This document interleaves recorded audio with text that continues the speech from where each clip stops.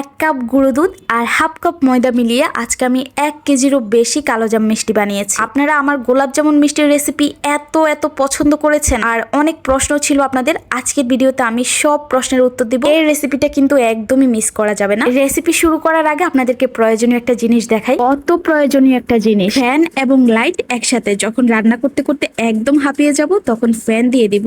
আর আমার কন্টেন্ট তৈরির জন্য এই লাইটটা আমার ভীষণ দরকার ছিল, কারণ রান্নাঘরে কিন্তু রান্নার জায়গায় পর্যাপ্ত আলো থাকে না। এখন থেকে রান্নাঘরে কাজ করতে তো আমার একদমই কষ্ট হবে না, আর আমার ভিডিওগুলো আগের থেকেও অনেক বেশি সুন্দর হবে। প্রিমিয়াম কোয়ালিটির এই ফ্যান লাইটটা টিকিউ পেজ থেকে অর্ডার করেছে। আপনারা যদি অর্ডার করতে চান সরাসরি তাদেরকে হোয়াটসঅ্যাপে কল দিয়ে অথবা মেসেজ দিয়ে অর্ডারটা কনফার্ম করতে পারবেন। আর আমার ভিডিও দেখে যারা অর্ডার করবেন তারা 200 টাকা ডিসকাউন্ট পাবেন এবং সারা বাংলাদেশ ফ্রি হোম ডেলিভারি পাবেন। তাছাড়া 7 দিনের রিপ্লেসমেন্ট এবং 30 দিনের গ্যারান্টি এবং 1 বছরের ওয়ারেন্টি পাবেন। এই সুযোগ কিন্তু বেশি দিন থাকবে না, তাড়াতাড়ি অর্ডার করে ফেলবেন।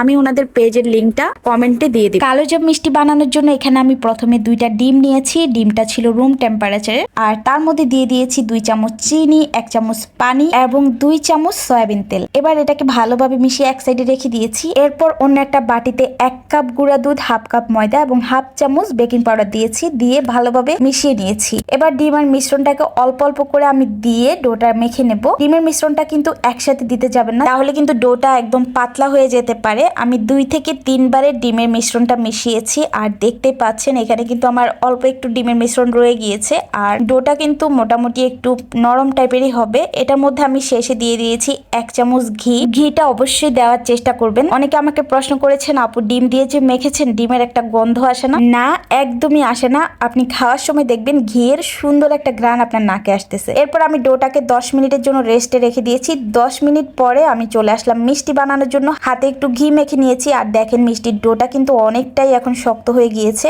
আর আপনি আপনার পছন্দ মতো শেপে কিন্তু মিষ্টিটা বানিয়ে নিতে পারবেন। আজকে আমি কালোজাম মিষ্টি বানিয়েছি, তাই কালোজামের শেপেই করেছি। মিষ্টিগুলো কিন্তু ছোট ছোট করে বানাবেন, কারণ এগুলো ভাজার পরে এবং শিরায় দেওয়ার পরে এগুলো কিন্তু একদম ডাবল হয়ে যাবে। এবার আমি শিরাটা বানিয়ে নেব। এখানে আমি 2.5 কাপের মতো চিনি নিয়েছি এবং সাথে দিয়েছি 5 কাপ পানি। এই মাপটা কিন্তু অবশ্যই মনে রাখতে হবে। এক পাশে আমি শিরাটাকে জাল করার জন্য দিয়েছি আর অন্য পাশে আমি মিষ্টিগুলো ভেজে নিচ্ছি। আপনারা অনেকেই বলেছেন, আপু আমাদের মিষ্টির ভিতরে শিরা কেন ঢুকে না, শক্ত হয়ে থাকে? তার একটাই কারণ হলো মিষ্টিটা আপনারা একটু হাই হিটে ভেজেছেন, তাই মিষ্টিটাকে একদমই লো আছে ভাজতে হবে। তেলটা দেখে বুঝতে পারছেন আমি কতটা হালকা আছে ভাজতেছি। এটাকে আমি প্রায় 20 মিনিটের মতো কিন্তু হালকা আছে ভেজেছি। ওই পাশে চুলায় শিরার মধ্যে যখন একটু বলক চলে এসেছে তখনই আমি শিরার জালটা বন্ধ করে দিয়েছিলাম। এখন ওই গরম শিরার মধ্যে আমি গরম গরম মিষ্টিটাকে ভেজে দিয়ে দিয়েছি। শিরার মধ্যে মিষ্টিগুলো দেওয়ার পরে আমি এটাকে প্রায় 20 মিনিট